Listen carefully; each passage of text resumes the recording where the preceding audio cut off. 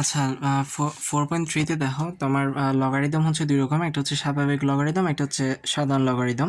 তো এটা কখন কে আবিষ্কার করছে, কি নামে বলা হয়, এই সে যা কিছু সেগুলো একটু দেখে নিও। আমি জাস্ট একটা জিনিস বলি, সেটা হচ্ছে তোমার স্বাভাবিক লগারিদম বা ন্যাচারাল লগারিদমে তোমার ভিত্তি বা বেস এটা হচ্ছে যেটার মান হচ্ছে 2.71828, যেটা তুমি তোমার এমএস ক্যালকুলেটরে তুমি যদি আলফা দিয়ে এই লনটা দাও, তাহলে এই যে এইটা পাওয়া যায় সেটার মান হচ্ছে তোমার ইজিক্যাল টু দিলে এই যে 2.718 আরও অনেক কিছু আছে, এটাই হচ্ছে তোমার আবার বলতেছে এমএস ক্যালকুলেটরে তোমার হচ্ছে আলফা দিয়ে লন দিলেই দেখতেছো যে লাল কালারের যে এইটা দেখা যাচ্ছে সেটাই। আচ্ছা, এখন দেখো, তো এটাই হচ্ছে স্বাভাবিক লগারিদম বা প্রথম যেটা দেওয়া আছে ন্যাচারাল লগারিদমের ভিত্তি বা বেস হচ্ছে ভিত্তি কি আশা করি বুঝছো। ওই 4.1 যখন পড়াইতেছিলাম তখন কিন্তু দেখাইছি ভিত্তি জিনিসটা কি। যেমন ধরো এই যে এক্স ইজিক্যাল টু আমরা কি লিখতে পারতেছি, লকে এন বা এন এর ভিত্তিক লক বলা হয় এটাকে। তো এখানে এটা হচ্ছে এখানের ভিত্তি বা এই লগের ভিত্তি বা বেস।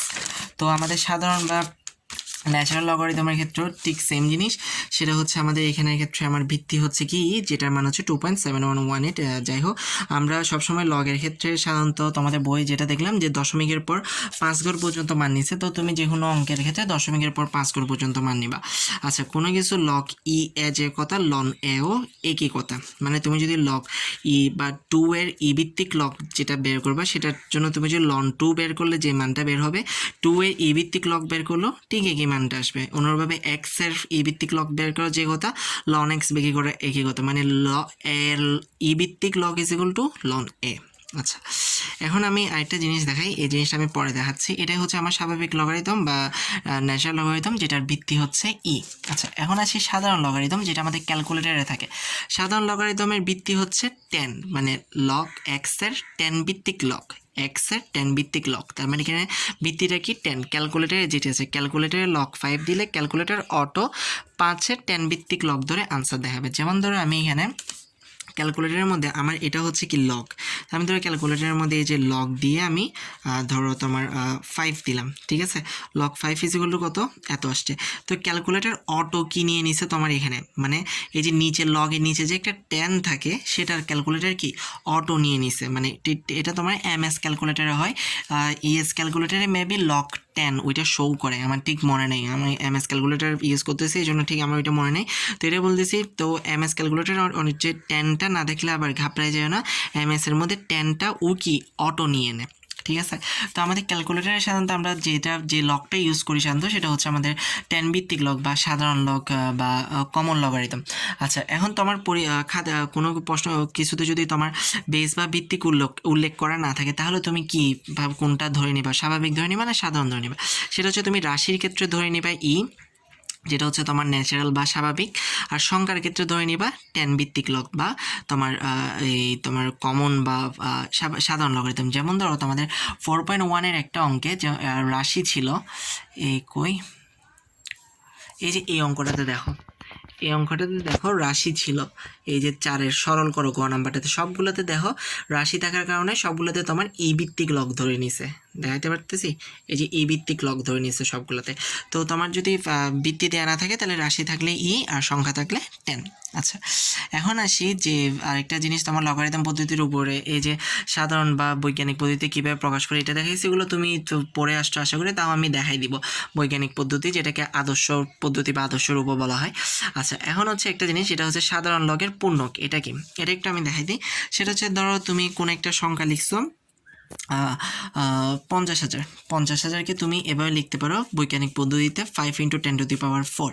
তাহলে এখানে 50,000কে ধরো আমি n ধরলাম, 5কে যদি আমি এ ধরি, আর 10⁴কে যদি আমি 10⁻n ধরি, ঠিক আছে। তোমাদের বই এখানে দেখো কোনো একটি সংখ্যা n-কে বৈজ্ঞানিক আকারে প্রকাশ করে পাই n ইজ ইকুয়াল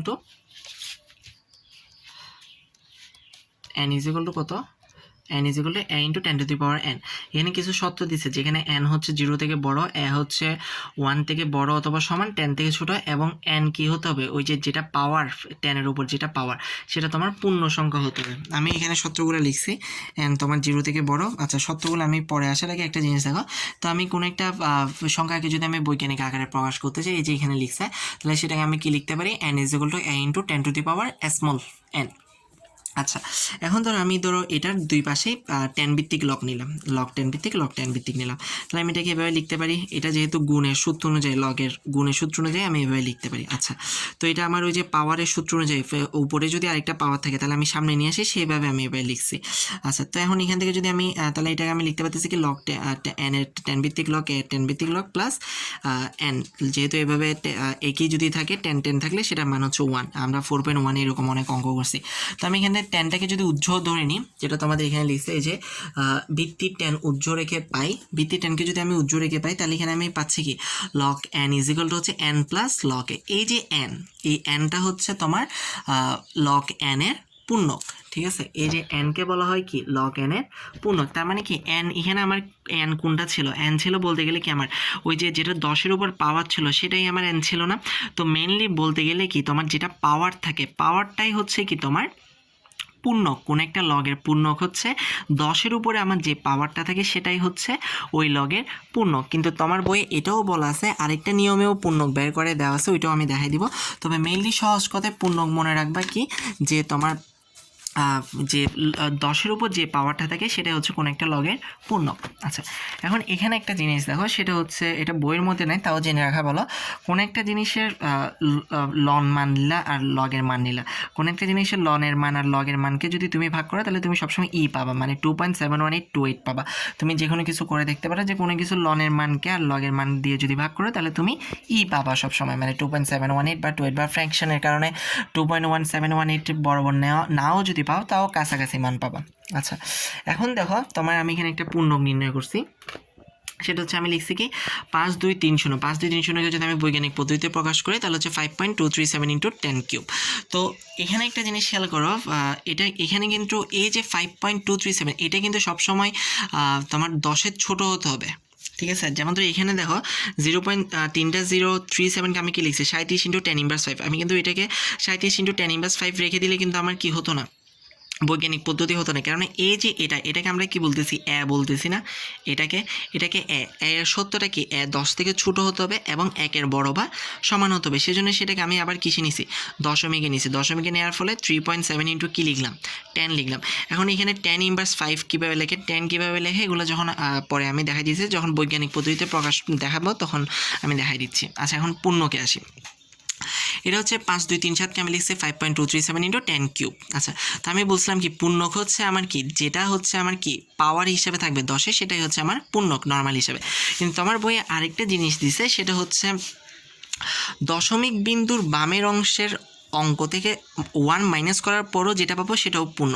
যেমন ধরো এখানে হচ্ছে আমার সংখ্যাটা কি 5237 যদি আমি দশমিক দিই, তাহলে 0.00 বা যতগুলো দশমিক দিই, তো এখানে দশমিকের বাম দিকে, এই যে এদিকে আমি তীর চিহ্ন দিয়ে দেখাই দিচ্ছি, দশমিকের বাম দিকে তোমার অঙ্ক সংখ্যা আছে কয়টা, 1টা 2টা 3টা 4টা। ওই দশমিকের বাম দিকে যতগুলো অঙ্ক সংখ্যা থাকবে তার থেকেও যদি 1 মাইনাস করে, তাও আমি কি পাইতে পারি, পূর্ণক পাইতে পারি। আচ্ছা, এখন দেখো আমি লিখছি 0.06237। তো এটাকে যদি আমি বৈজ্ঞানিকের পদ্ধতিতে প্রথমে লিখতে হবে কি 6237 ইন্টু 10^5। আচ্ছা, এটা একটু বলি যে আমি কীভাবে লিখতেছি 6237 ইন্টু 10^5, এটা কীভাবে লিখতেছি এটা একটু বলি। সেটা হচ্ছে তোমার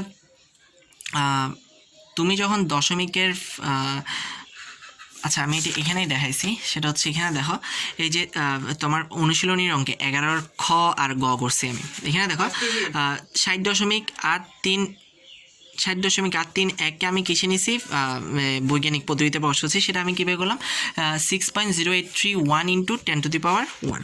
এটা কীভাবে করলাম দেখো, এটা সবসময় মনে রাখবা, সেটা হচ্ছে দশমিককে তুমি যদি বামে নাও তাহলে হবে গুণ, আর ডানে নিলে হবে ভাগকে আমরা ইনভার্স দিয়ে প্রকাশ করি। তাহলে এখানে দেখো এটা হচ্ছে তোমার 0. গ নাম্বারে 0.300245। তো এখানে যদি আমার যেহেতু এটা হচ্ছে এর মানটা আমার 10 থেকে ছোট হতে হবে, আর 1 থেকে বড় বা 1-এর সমান হতে হবে, তাহলে আমার কি করতে পারি, আমি তো 24.5ও লিখতে পারতেছি না, ঠিক আছে, আমি 24.5ও লিখতে পারতেছি না, আমি 245ও লিখতে পারতেছি না, কেননা 24.5ও যদি লিখি সেটাও 10 থেকে বড় হয়ে যায়, আবার 245 লিখলে সেটাও 10 থেকে বড় হয়ে যায়। আমি বুঝতে পারছো কোন সত্যের কথা বলতেছি? এই যে এই সত্যটা, যে এর মান 10 থেকে ছোট হতে হবে এবং একের বরাবর সমান হতে হবে, এই যে আমাদের এ, ঠিক আছে। তো এখানে তো আমি 245ও নিতে পারতেছি না, তাহলে 24.5ও নিতে পারতেছি না, তাহলে আমার একমাত্র অপশন আছে কি 2.45। তো আমি যদি 2.45 নিই, এখানে যদি আমি পয়েন্ট নিই, তাহলে দেখো দশমিকের পর এটা কয় ঘর গেছে, 1 2 3 4, মানে 4 ঘর কোন দিকে গেল, 4 ঘর ডান দিকে গেল, সেজন্য সেটা হচ্ছে ভাগ। তো ভাগকে আমরা এভাবে 10 দিয়ে ভাগ করা যে কথা, মানে 10⁴ দিয়ে ভাগ করা যে কথা, 10⁻⁴ লেখাও একই কথা, সেজন্য এটাকে আমি ডাইরেক্ট লিখে দিয়েছি ইনভার্স। ঠিক অনুরূপভাবে এখানে দেখো যে আমার এখানে ছিল দশমিক, তো আমি দশমিকের পর দেখো এটা তো 60.83 এভাবে লেখা সম্ভব না, কেননা 60 হচ্ছে কি 10 থেকে বড়, এ হচ্ছে আমাদের একে কিন্তু 10-এর ছোটো হতে হবে, সেজন্য আমি লিখছি কত 6.081। তাহলে দেখো 6.081 লেখার ফলে দশমিক থেকে কয় ঘর কোন দিকে গেছে, 1 ঘর ডান দিকে গেছে, তো সরি বাম দিকে গেছে, তো বামে গেলে কি এটা গুণ, তো 1 ঘর গেছে সেজন্য 10⁻1। তো এখানেগুলোতেও ঠিক সেম কাহিনীটাই আমি করি, সেটা হচ্ছে কি কত গড় কোন দিকে যাচ্ছে। যেমন ধরে এখানের ক্ষেত্রে দেখো এই যে 2 3 7, আমি দশমিকে কয় গড় বাম দিকে আনছি, 3 গড় বাম দিকে আনছি, সেজন্য 10³ দিয়ে গুণ দিলাম। ঠিক অনুরূপভাবে এখানে দেখো 0.06237, আমি দশমিকে একদম নাই করে দিছি, দশমিক একদম নাই, তো আমি কয় ঘর পর দশমিককে নাই করে দিছি, 1 2 3 4 5 ঘর কোন দিকে, ডান দিকে, সেজন্য এটা হচ্ছে ইনভার্স 5। তো এখন এখানে তো আমার 6237 রাখলে হবে না, কেননা 6237 কি আমার এ থেকে ছোট হচ্ছে না, সেজন্য আমি রাখলে কি রাখতে পারি 6.237। তো 6.237 যখন রাখলাম, তখন দেখো আবার দশমিকটা কি 3 ঘর কি ডান বাম দিকে চলে গেছে, যেহেতু 3 ঘর বাম দিকে চলে গেছে, সেজন্য এটাকে আমি 10³ দিয়ে কী করলাম, গুণ করলাম। আশা করি বুঝছো। আর 10³ × 10⁻5, এখানে পাওয়ার কি হয়, যোগ হয়, -5 + 2 করলে কি হয় -2। তাহলে এখানে আমার পাওয়ার যেটা সেটাও কি আমার পূর্ণক। আচ্ছা, আরেকটা ভালো কথা, সেটা হচ্ছে পূর্ণকের ক্ষেত্রে কিন্তু আমরা এভাবে সংখ্যার আগে মাইনাস লিখি না, পূর্ণকের ক্ষেত্রে যদি এভাবে সংখ্যার আগে মাইনাস থাকে, ওই মাইনাসটাকে আমরা উপরে হাইপেন হিসেবে পাঠিয়ে দিই। তো এখানে ক্ষেত্রেও তোমার বইয়ের মধ্যে যদি এখানে তো এভাবে পূর্ণ সংখ্যা ছিল, তাই আমি এভাবে বলে দিচ্ছি দশমিক বিন্দুর বামের অংশের অঙ্ক সংখ্যা, কিন্তু এখানে দেখো ওইভাবে বলা যাচ্ছে না। তো এখানে ক্ষেত্রে হচ্ছে 10 এইরকম যদি থাকে, 0.06237 যদি থাকে, তাহলে এখানে হিসাব করবো দশমিক ও পরবর্তী সার্থক অঙ্কের মাঝে শূন্যের সংখ্যা। এখানে দশমিকের পরবর্তী সার্থক সংখ্যাকে 6, দশমিক এবং পরবর্তী সার্থক অঙ্কের মধ্যে শূন্য কয়টা আছে, একটা, এই যে একটা, ওই যতটা থাকবে তার সাথে 1 যোগ করে আগে কি দিব, একটা মাইনাস দিব, ঠিক আছে। আর তুমি এইভাবে অন্যভাবে দিয়ে তোমার বই যেটা আছে সেটাও করেও পূর্ণক বের করতে পারো, অথবা জাস্ট পাওয়ার যত সেটা দিয়েও পূর্ণক তুমি বের করতে পারো, কোনো সমস্যা নেই। তো আমাদের বই দেখলাম দুইটাই করছে, সেজন্য আমি তোমাকে দুইটাই দেখাই দিছি। তো তোমার বইয়ের কিছু পূর্ণকের উদাহরণ খেয়াল করো, এই যেমন ধরো এটাতে, ঠিক আছে, এটাতে দেখো, এটাতে কি করছে 0.00435, ঠিক আছে। তো এটাকে লিখলে আমি কি লিখতে পারি, 4.35 লিখতে পারি। 4.35 লিখলে আমি কয় ঘর ডান দিকে যাচ্ছি, 1 2 3 4 ঘর ডান দিকে গেলাম। 4 ঘর ডান দিকে যাওয়ার কারণে এটা কি হয়ে যাবে, আমার ভাগ হয়ে যাবে। ভাগটা আমরা কি 10⁴ দিয়ে ভাগ করা যে কথা, 10⁻⁴ দিয়ে গুণ করা একই কথা। সুতরাং সংখ্যাটি লগের পূর্ণ কি -4, বা দেখো 4 দিয়ে উপরে একটা হাইফেন দিছে। আর অন্যভাবে করলে কি, যে তোমার সংখ্যাটি দশমিক এবং দশমিকের পরের প্রথম সার্থক অঙ্ক, দশমিকের পরে প্রথম সার্থক অঙ্ককে 4, তাহলে দশমিক এবং প্রথম সার্থক অঙ্কের মাঝে শূন্য আছে কয়টা, 3টি জিরো আছে। তো সেটা কি করব, যতটা জিরো আছে তার সাথে কি 1 যোগ করে আগে একটা কি দিব, মাইনাস দিব, ঠিক আছে। তো যদি এরকম থাকে, তাহলে এটা যে দশমিক বিন্দু এর পরবর্তী প্রথম সার্থক অঙ্কের মাঝে কয়টি শূন্য আছে। আর যদি তোমার নর্মালি এভাবে থাকে, এই যে এভাবে বা এভাবে থাকে, তাহলে হচ্ছে দশমিকের বামে কয়টি অঙ্ক আছে, যেমন এখানে দশমিকের বামে অঙ্ক আছে কয়টা, 2টা, তো যতটি অঙ্ক আছে তার থেকে 1 মাইনাস। আর এখানে দেখো, এই যে এখানে দশমিকের বামে অঙ্ক আছে কয়টা, 3টা, তাহলে এখানে এই যে দশমিক হচ্ছে কত, এই 5570, আমি যেভাবে করছিলাম যে তোমার 5237 দিয়ে দিছিলাম, 5237 যদি আমি দশমিক দিই, তাহলে আমি এভাবে দিতে হয় 5237.00, তাহলে এখানে দশমিকের বাম সাইডে অঙ্ক আছে কয়টা, 4টা, তাহলে 4 থেকে 1 মাইনাস করলে আমি পূর্ণ বের করতে পারি। তো পূর্ণ বের করার নিয়ম হচ্ছে 2টা, একটা হচ্ছে কি তোমার পাওয়ার যত থাকবে, 10-এর পাওয়ার যত থাকবে সেটাও তোমার পূর্ণ। আবার তোমার বইয়ের মধ্যে 2 ধরনের দিয়ে দিছে, এক ধরনের হচ্ছে এরকমের ক্ষেত্রে একরকম, আবার দশমিক দিয়ে যদি দশমিক দিয়ে যদি কি 3টা 0 বা 1টা 0 থাকে তাহলে দশমিক এবং দশমিকের পরে সার্থক অঙ্কের মাঝখানে যতটা 0 থাকবে তার সাথে 1 যোগ করে আগে একটা কি মাইনাস, আর মাইনাস কখনো এভাবে দিবে না, উপরে দিবা। এভাবে তোমার পূর্ণকটা নির্ণয় করা হয়। আচ্ছা, এখন হচ্ছে সাধারণ লগের অংশ কীভাবে নিয়ে করবে, এটা একদম ইজি, এটা জাস্ট ক্যালকুলেটারে করবা, কিছুই না। সেটা হচ্ছে যেমন ধরো লগ 42.21 তুমি পূর্ণকার অংশ নিয়ে নিতে, তুমি ক্যালকুলেটারের মধ্যে লগ লিখে 42.215 লিখে ইকুয়াল দিবে, ইকুয়াল দিয়ে তোমার আসছে কত 1.62547। তো এখানে দশমিকের আগেরটা হচ্ছে পূর্ণক, দশমিকের পরেরটা হচ্ছে অংশক, এইটুকুই, আর কিছুই না। তো যেমন ধর আমি এখানে তোমার উদাহরণ পরে লগ e⁻10 দিছে, তো আমি আগেই বলছিলাম যে তোমার এখানে বলছিলাম লগ e⁻a যে কথা লন এ একই কথা, ঠিক আছে। তো সেই জন্য আমি এখানে লগ e⁻10 কে কি লিখছি লন 10 লিখছি। তো এখন ক্যালকুলেটর ব্যবহার করে তোমার বই উদাহরণ খেয়াল করে যেভাবে লিখবো ওইভাবে লিখছি আমি, এসি লন 10 লিখে আসছে হতো 2.30259। তো দশমিকের আগেরটা পূর্ণক, পরেরটা অংশ। আচ্ছা, আশা করি বুঝছো। এখন এরপরে অনুশীলনী যা আছে সবগুলো একদম আমি যা দেখলাম আমার কাছে পুরাই পানিবাত লাগছে, তোমার কাছেও আশা করি লাগবে। তখন অনুশীলনীতে আসো। অনুশীলনীতে প্রথমে হচ্ছে যেটা আছে 11 নাম্বার, যে বৈজ্ঞানিক রূপে প্রকাশ করে, আমি দেখাই দিলাম এটা। বৈজ্ঞানিক রূপে প্রকাশ করার সময় জাস্ট একটা জিনিসই মাথায় রাখবা, বামে যাইলে হচ্ছে গুণ আর ডানে যাইলে হচ্ছে ভাগ, মানে ইনভার্স। এরপর হচ্ছে 12 নম্বর বলছে সাধারণ দশমিকে প্রকাশ, সাধারণ দশমিকে প্রকাশ আর কি, যেমন 2. গ নাম্বারটা দেখাই দিচ্ছি 2.53 × 10⁴, তো আমি এটাকে এটা দিয়ে গুণ করে দিলাম। 3.1 × 10⁻5, 10⁻5 মানে কি 1/1, এরপর 5টা শূন্য।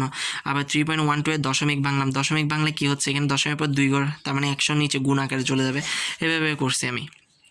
তারপর এরপর দেখো 13 নম্বর বলছে কি লগের পূর্ণক ব্যবহার করো, ক্যালকুলেটর ব্যবহার না করে। তো এই যে এখানে যেটা দেখাই দিলাম ক্যালকুলেটর ব্যবহার না করে পূর্ণক, যে তোমার মনে রাখবা পাওয়ার 10 উপর যেটা পাওয়া থাকবে সেটাই হচ্ছে পূর্ণক। কিন্তু তোমার বইয়ে ওই যে দুইটা আলাদা নিয়ম দেখাই দিয়েছে, একটা হচ্ছে কি দশমিকের পর যদি শূন্য থাকে তাহলে কীরকম, আর দশমিকের পর যদি শূন্য না থাকে তাহলে কীরকম, ওই দুইটা নিয়মও তোমার অন্যভাবে লিখে দেখাই দিতে হবে। তো আমি ওইটাই লিখছি, যে যেমন ধরো এখানে দেখো 1.74, গ নাম্বারটা একটু খেয়াল করো।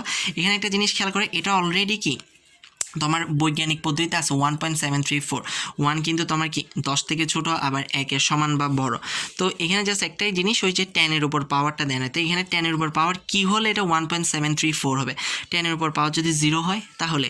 তো এখানে দেখো সংখ্যাটির লগের পূর্ণ কত 0, আবার অন্যভাবে সংখ্যাটির দশমিকের বামে, এই যে দশমিকের বামে কয়টা অঙ্ক আছে, একটাই অঙ্ক 1 নিজেই আছে দশমিকের বামে, তো এটা সংখ্যাটির লগের পর দশমিক বামে যত অঙ্ক আছে সেটা থেকে 1 মাইনাস করে 0।